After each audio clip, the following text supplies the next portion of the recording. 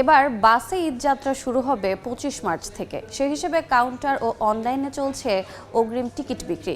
এ নিয়ে বিস্তারিত জানাতে গাবতলী বাস টার্মিনালে আছেন সহকর্মী মনির হোসেন। সরাসরি যাচ্ছি তার কাছে।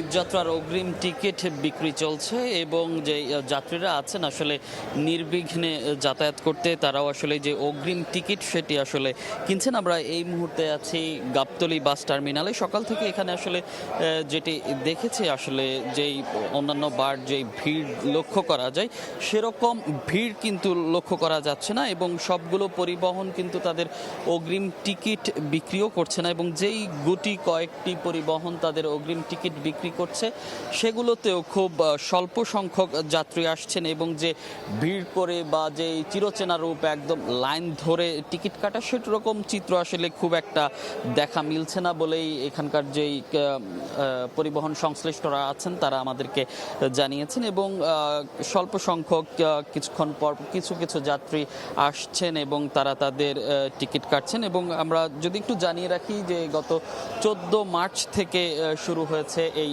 অগ্রিম টিকিট বিক্রি এবং তারপর থেকেই আসলে যাত্রীরা তাদের টিকিট কিনছেন এবং যে পরিবহন সংশ্লিষ্টরা আছেন তাদের অগ্রিম টিকিটগুলো বিক্রি করছেন এবং এই অগ্রিম টিকিট বিক্রি চলবে 24 মার্চ পর্যন্ত এবং পর্যায়ক্রমে তারা অগ্রিম টিকিট বিক্রি করছে 30 পর্যন্ত তারা আসলে দিচ্ছেন। এবং আমরা কয়েকজন পরিবহন সংশ্লিষ্টের সাথে কথা বলছে যে এখনো সেরকম ভাবে যাত্রীর চাপ তারা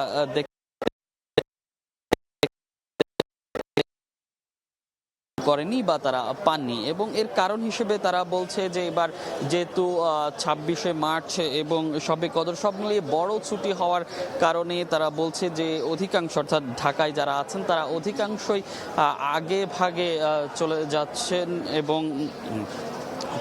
এবং যার কারণে আসলে বাস কাউন্টারগুলোতে ভিড় কম লক্ষ্য করা যাচ্ছে। তো গাবতলী বাস টার্মিনাল থেকে এই ছিল আমার কাছে এখনকার মতো সবশেষ।